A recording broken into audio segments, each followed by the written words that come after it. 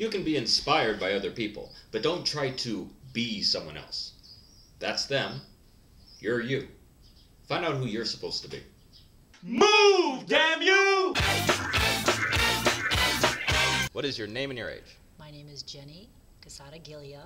I am 59. I'll be 60 in September. All right, what is your current height and weight? I am 5'3.5", and I am 115 pounds.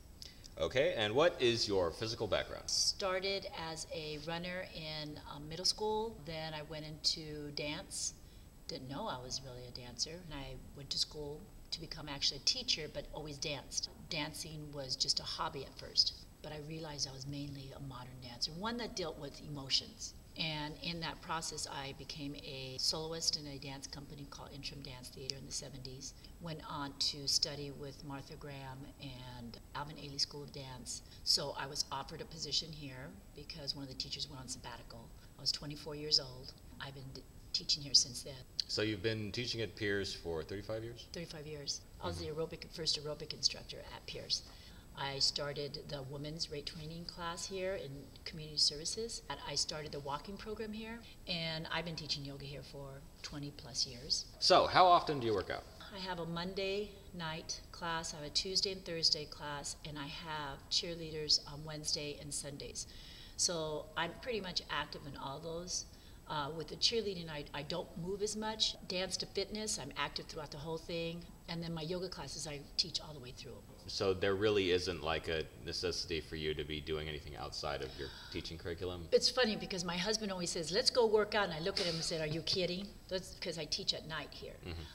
Daytime, I'm a full-time elementary school teacher, so I'm always up and moving about. What is your favorite exercise and why? My favorite exercise is actually stretching. And I think as one gets older, the natural gravity pull causes us to become smaller, and just between our vertebrae, you know, all the cartilage starts to thin out. You've got to keep elongating that body, and that's why I really love doing it, because it makes me feel better. It makes me feel like I'm in control of myself. What is your least favorite exercise, but why do you still do it? Doing anything with holding in a plank position. I feel it really in my shoulder area, and I've never really become strong in my shoulder area. As much as I, explain that in yoga, that's important for core. That wrist to the elbow to the shoulder, that's a very weak area of my body. What is the physical feat you're most proud of?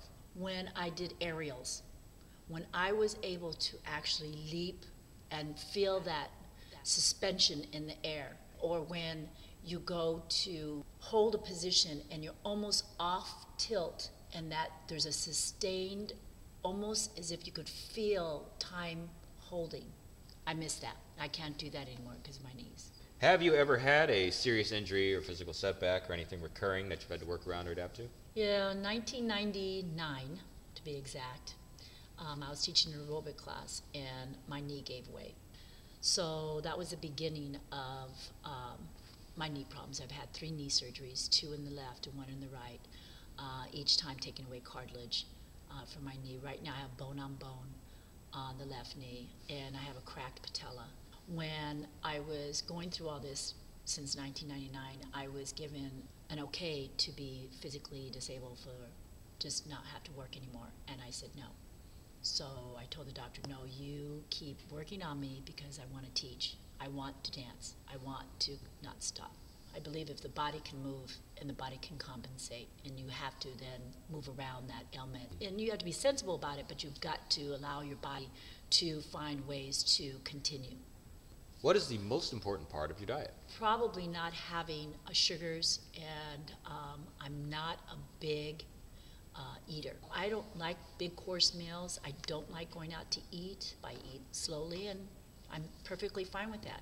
But everybody's body's different, their chemistry of their body, so it's finding out what works for you. What is the biggest mistake that beginners make when they're just starting out?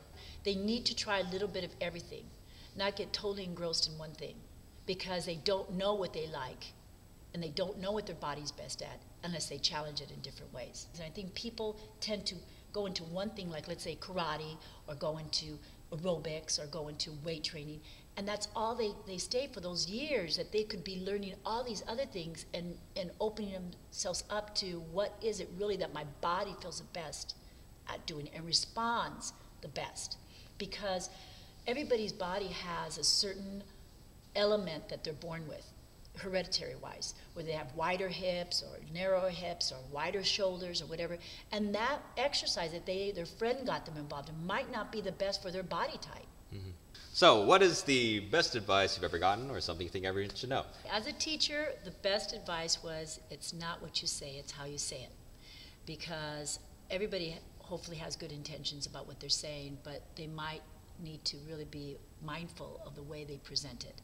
As a person, you've got to be able to be open to never ever seeing yourself as a certain age. You've got to see yourself as a person, foremost in everything, because there's still that child in you, no matter what age you are.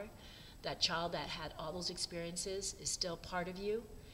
That teenager in you, to a person who is, older, more mature now in a lot of people's eyes, but still has that essence, because you as an individual can decide how young or how old you want yourself to be, how you keep yourself active.